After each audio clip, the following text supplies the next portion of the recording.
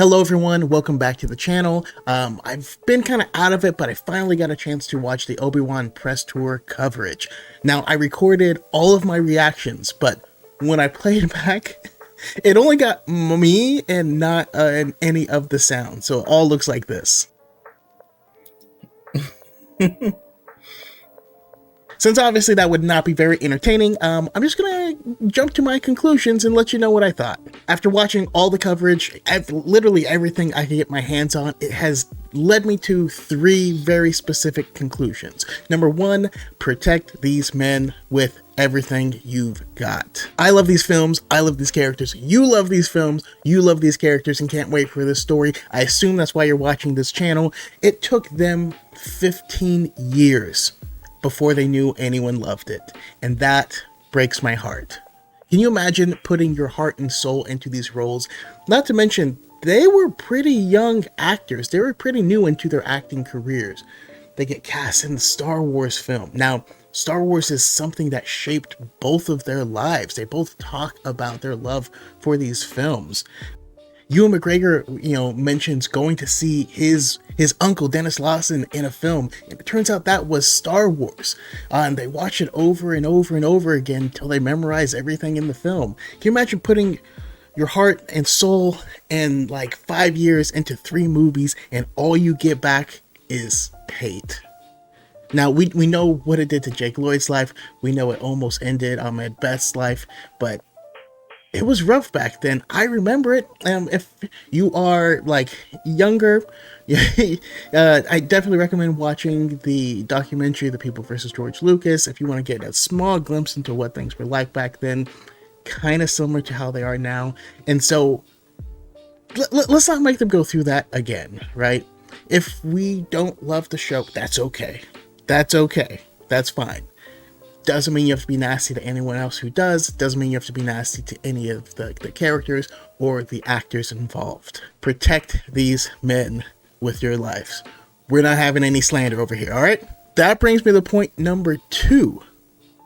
Protect her with all of your heart. I mean, so she's new to this. She's walking to this for the very first time. Now, we know that there's a bad track record of women and people of color, or just new characters in general in an older story that Star Wars fans might have trouble dealing with appropriately. We don't want to run them off of social media. We don't want to make them hate their lives. We don't want to treat them like the older fan base treated Ewan and Hayden all of those years ago. Think about how much more content we could have gotten with them had they been treated with the respect that they deserve. And if the people back then didn't enjoy them, that's okay. They could let it go. Then they can move on, But no, we have to wait all this time because of that. Let's not give Moses Ingram that same treatment. Let's, treat her with respect. And even if we don't gel with the character of Reva, which I think we might. I don't know. She sounds kind of badass. In all the interviews, she's just talking about how basically it sounds like she's going to unalive a lot of people and not care about it. And I'm here for it. Takeaway number 3, it's along the same lines. Be kind to each other. We've seen this happen before. We don't need it to happen again. The original trilogy fans did not like the prequel trilogy. Like, we've seen it. It's part of the zeitgeist. It's very well documented.